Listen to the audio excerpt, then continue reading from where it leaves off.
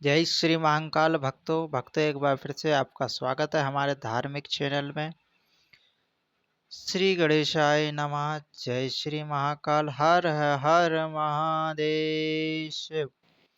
भक्तों, आज की कथा में हम जानेंगे माता देवी उमा का हिमाचल के हृदय तथा मैना के गर्भ में आना।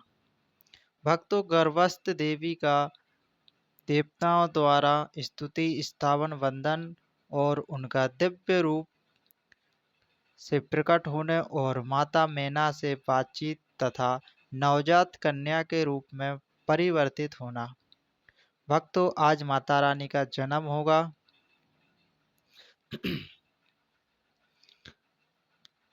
भक्तों, कथा को आगे बढ़ाते हैं उसके पहले अगर अभी तक आपने हमारे धार्मिक चैनल को सब्सक्राइब नहीं किया है तो जल्दी से सब्सक्राइब कर लीजिए और बगल में बने बेल आइकन को जरूर दबा लीजिए ताकि ऐसे ही भक्ति से जुड़े वीडियो आप तक जल्द से जल्द पहुंचते रहें। भक्तों, जय माता दी। माता जी का आशीर्वाद आप सब पर सदा बना रहे। भक्तों, कथा को आगे बढ़ाते हैं और माता रानी की अनुपम कृपा का लाभ उठाते हैं। ब्रह्मा जी कहते हैं कि हे श्री नारद जी, हे बेटा नारद, मैना और हिमालय आदर पूर्वक देव कार्य की सिद्धि के लिए माता पार्वती का कन्या प्राप्ति हेतु वह जग जननी भवानी उमा का चिंतन करने लगे, जो प्रसन्न होने पर संपूर्ण अभिष्ट वस्तुओं को देने वाली हैं।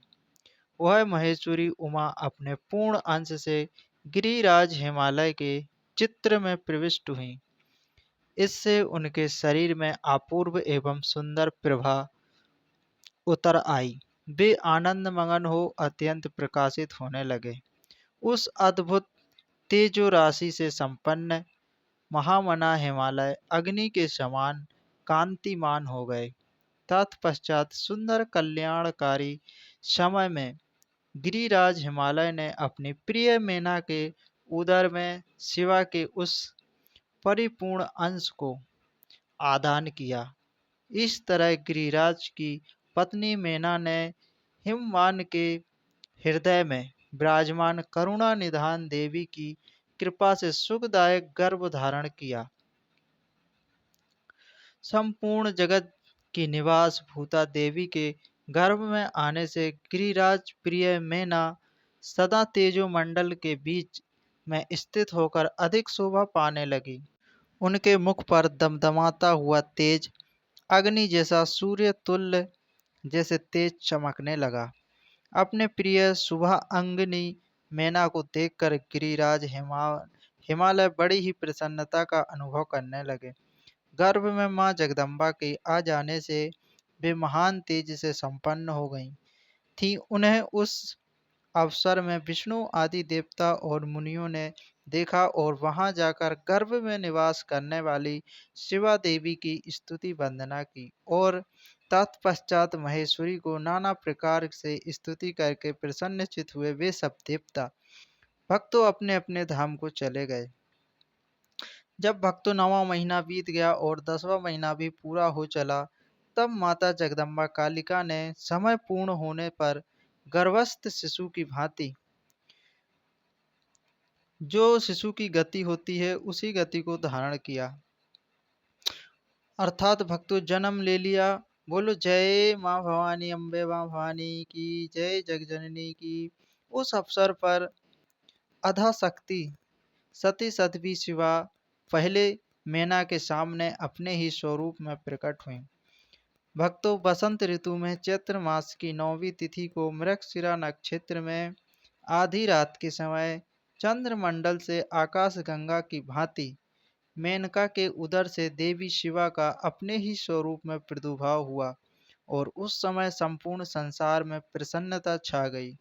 अनुकूल हवाएं चलने लगीं जो सुंदर, सुगंधित एवं गंभीर थीं।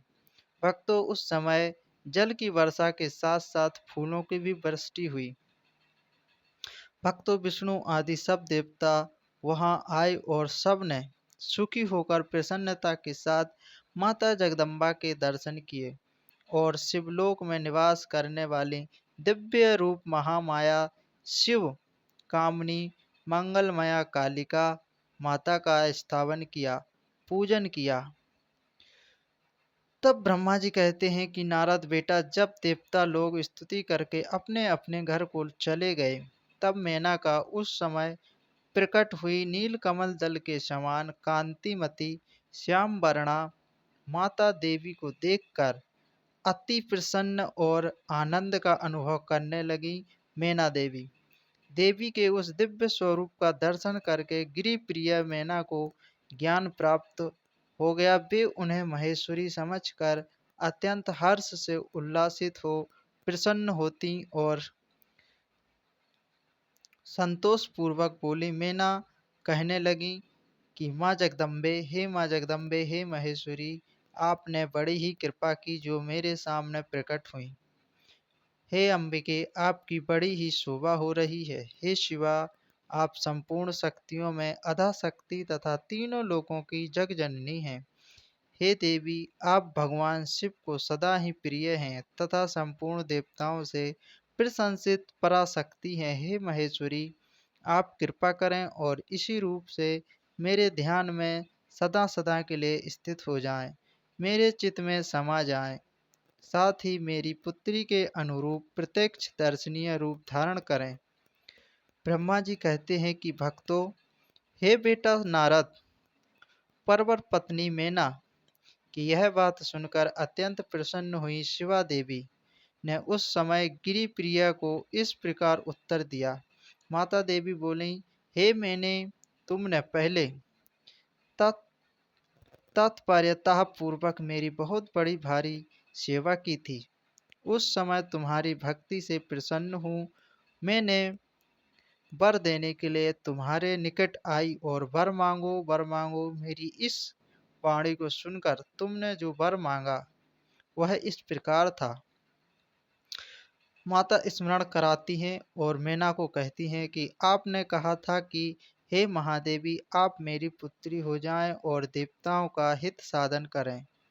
तब मैं तथास्तु कहकर तुम्हें सदर यह वर दे दिया था, सदा सदा के लिए आपको यह वर दे गई थी और मैं अपने धाम को चली गई थी। हे गिरि कामनी, उस वर के अनुसार समय पाकर आज मैं तुम्हारी पुत्री हुई हूँ। आज मैंने जो दिव्य स्वरूप का दर्शन कराया है उसका उद्देश्य इतना ही था कि मैं तुम्हें ज्ञात करा दूं कि तुम्हें मेरे स्वरूप का स्मरण हो जाए, तुम्हें मेरे स्वरूप का स्मरण हो जाए, अन्यथा मनुष्य रूप में मैं प्रकट होने पर मेरे विषय में तुम अनजान ही बनी रहती। अब तुम दोनों दंपत्ति पुत्री भाव से अथवा दिव्य भाव से मेरा निरंतर चिंतन करते हुए मुझ में स्नेह रखो, मुझे प्रेम करो, इससे तुम्हें उत्तम गति की प्राप्ति होगी। मैं पृथ्वी का अद्भुत लीला करके पृथ्वी पर अद्भुत लीला करके देवताओं का कार्य सिद्ध करूंगी। भगवान शंभु की पत्नी होंगी और सज्जनों का संकट से उद्धार करूंगी।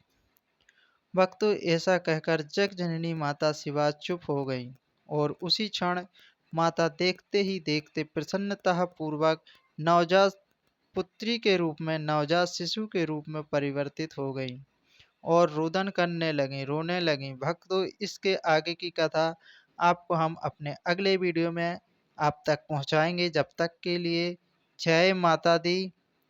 माता की कृपा आप सब पर बनी रहे। भक्तों, जय श्री महाकाल, हर हर महादेव।